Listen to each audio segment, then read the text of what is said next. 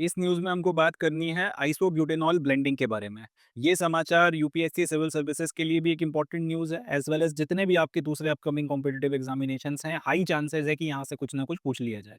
वजह यह है कि इथेनॉल ब्लेंडिंग न्यूज़ में है ही और उससे रिलेटेड फिर ये टॉपिक है आइसोब्यूटेनॉल ब्लेंडिंग, तो इसके चलते ये भी एक इम्पॉर्टेंट करंट अफेयर हो जाता है। देखना है। समाचार है, automotive research association of India is working to explore the possibility of blending 10% isobutanol with diesel.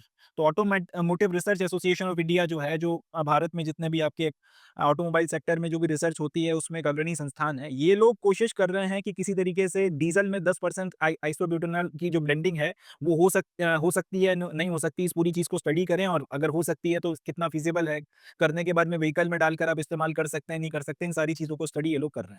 इसकी वजह यह है कि डीजल के साथ में जो 10% इथेनॉल की ब्लेंडिंग करने की कोशिश की गई थी वो सक्सेसफुल नहीं हो पाया। कंफ्यूजन ना हो इसलिए मैं क्लियर कर देता हूँ, पेट्रोल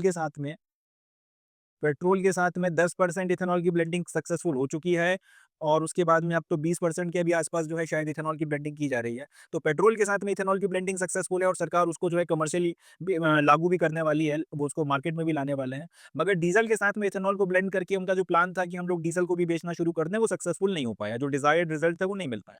तो डीजल में अगर इथेनॉल नहीं ब्लेंड हो पा रहा तो फिर कोई और चीज ब्लेंड करके देखो। इस थॉट प्रोसेस के साथ में अब आइसोब्यूटेनॉल जो है उसकी ब्लेंडिंग करने की कोशिश की जा रही है कि 10% ब्लेंडिंग अपन करके देखते हैं कि अगर ये कामयाब होती है नहीं होती, और अगर होती है तो फिर उसके बाद में कितना फीजिबल है व्हीकल्स में इसको डालकर इस्तेमाल करना, वो सारी चीजों की स्टडी भी automotive research association of India जो है वो कर रहा है। अब ये जो आइसोब्यूटेनॉल है इसका फॉर्मूला होता है C4H10O। ये एक अल्कोहलिक कंपाउंड है, ऑब्वियस सी बात है। फ्लेमेबल और ये फ्लेमेबल प्रॉपर्टीज रखता है, साथ ही साथ ये कलरलेस है और कॉमनली इसका इस्तेमाल जो एक सॉल्वेंट के तौर पर होता है। जनरली पेंटिंग और कोटिंग की जो इंडस्ट्री है उसमें इसको एक मेजर केमिकल के तौर पर इस्तेमाल किया जाता है। अब सवाल उठेगा कि आइसोब्यूटेनॉल में ही ऐसी क्या खास बात है कि आप डीजल के साथ में इसी की ब्लेंडिंग कराना चाह रहे हो। तो वजह यह है, एक तो इसको पेट्रोकेमिकल प्रोसेसेस के तहत बनाया जा सकता है, दूसरा जो बायोमास है उसके फर्मेंटेशन से इसको बनाया जा सकता है। इथेनॉल ब्लेंडिंग का अपना टोटल लॉजिक ये है कि हम लोग बंपर मात्रा में जो ये गेहूं चावल और गन्ना उगाते हैं, इससे हम लोग इथेनॉल की बना सकते हैं और उसको फिर हम लोग इस्तेमाल कर सकते हैं ब्लेंडिंग करके पेट्रोल में। इससे एक तो किसान को भी आपका जो है फायदा होगा और दूसरा पेट्रोल वगैरह जो इंपोर्ट करना पड़ता है उसका बिल अपना ऑफड़ा कम हो जाएगा।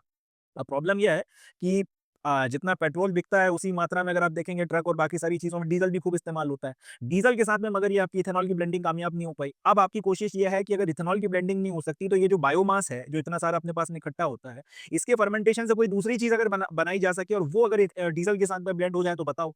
तो जवाब है आइसोब्यूटेनॉल जो है फर्मेंटेशन और बायोमास से बन सकता है। तो अब इसके फर्मेंटेशन से जो ये बायोमास के फर्मेंटेशन से जो आइसोब्यूटेनॉल बन सकता है, इसकी ब्लेंडिंग कर अब देखी जा रही है डीज़ल के साथ में, क्योंकि इथेनॉल की कामयाब हो नहीं पाई। तो अगर ये इसका कुछ रिजल्ट निकल कर आता है, तो फिर इसको जो है लागू करवा दिया जाएगा। नहीं आता तो फिर कोई और चीज़ तलाशी जाएगी और सबसे बड़ी बात ये है कि जिस तरीके की प्रॉपर्टीज़ आपको चाहिए, वो प्रॉपर्टीज़ ही इसमें है कि फ्लेमेबल होता है, जल्दी आग पकड़ लेता है, कलरलेस और सारी चीज़ें। अच्छा, इथेनॉल के रिस्पेक्ट में इसके पास में कुछ एडवांटेजेस भी हैं। जैसे सबसे पहला तो इथेनॉल की अपेक्षा इसकी जो एनर्जी डेंसिटी है वो ज़्यादा है और डीज़ल के करीब है। अब डीज़ल इंजन जनरली ज़्यादा पावर जनरेट करते हैं, जिनको नहीं पता उनके लिए बता रहा हूँ, आपके जो पेट्रोल इंजन्स होते हैं उसकी अपेक्षा डीज़ल इंजन ज़्यादा पावरफुल होता है, ज़्यादा जो पावर है वो जनरेट करता है। यही एक वजह है कि ये जो हैवी आपकी जो जितने भी व्हीकल्स होते हैं, ट्रक्स हो गया, ये सारी चीज़ें जनरली डीज़ल पर चलती हैं। तो ज़्यादा पावर जनरेट करते हैं। ज़्यादा पावर जनरेट करने के लिए अब आपके पास में ऐसा फ्यूल होना चाहिए जिसकी एनर्जी डेंसिटी ज़्यादा हो। तो इथेनॉल की इतनी एनर्जी डेंसिटी भी नहीं थी, उसके कंपैरिज़न में अगर हम ये आइसोब्यूटेनॉल की बात करें तो उसकी एनर्जी डेंसिटी इथेनॉल से ज़्यादा है। डीज़ल के बराबर उसकी भी नहीं है मगर उसके आस-पास में है, तो अगर आप ब्लेंडिंग करोगे तो कहीं न कहीं काम चल जाएगा, ऐसा अभी इन लोगों का मानना है। बाकी आगे देखते हैं और क्या निकल कर आता है, रिज़ल्ट डिज़ायरेबल होता है या नहीं होता है। दूसरा, इट हैज़ लो हाइग्रोस्कोपिसिटी, यानी कि ये कम मात्रा में पानी अब्ज़ॉर्ब करता है इथेनॉल की अपेक्षा। इससे फ़ायदा ये होगा कि आपके जो इंजन है और जो पाइपलाइन है, पूरा आपका जो ऑटोमोबाइल है, उसमें करोजन होने की संभावना कम है। इनफैक्ट इथेनॉल की ब्लेंडिंग जो पेट्रोल में की जा रही है 20% के करीब, उसको भी इसी बात पे क्रिटिसाइज़ किया जा रहा है कि उससे इंजन जल्दी खराब हो सकता है और सारी चीज़ें हैं, क्योंकि उसकी हाइग्रोस्कोपिसिटी जो है वो काफ़ी ज़्यादा हाई है। हालाँकि सरकार भी इसके ऊपर अपनी तरफ से स्टेटमेंट्स दे रही है, मगर अब वही बात है कि लोगों के मन में भी थोड़ा बहुत संशय तो है। बट होप सो संशय वगैरह सारे दूर हो जाएँ। पॉइंट ये है कि यहाँ पर ये जो आइसोब्यूटेनॉल है, इसकी खासियत ये है, ये उतना पानी अब्ज़ॉर्ब ही नहीं करता जितना इथेनॉल अब्ज़ॉर्ब करता है। इसके चलते अब ये पानी अगर कम अब्ज़ॉर्ब करेगा, तो इसके चलते कोरोजन जो आपके इंजन में अंदर के पाइपलाइन में होने की संभावना है वो कम हो जाएगी। इंजन लंबे वक़्त तक चलेगा, रस्टिंग वगैरह का शिकार नहीं होगा। और आपकी जो व्हीकल है उसकी लाइफ बढ़ जाएगी। तो इन सारी चीज़ों के चलते आइसोब्यूटेनॉल कंपैरेटिवली एक ज़्यादा अच्छा फ्यूल है एंड इसकी ब्लेंडिंग डीज़ल के साथ में करवाई जा रही है। तो ये अपना समाचार हो गया। अब यहाँ से क्वेश्चंस क्या-क्या बनेंगे?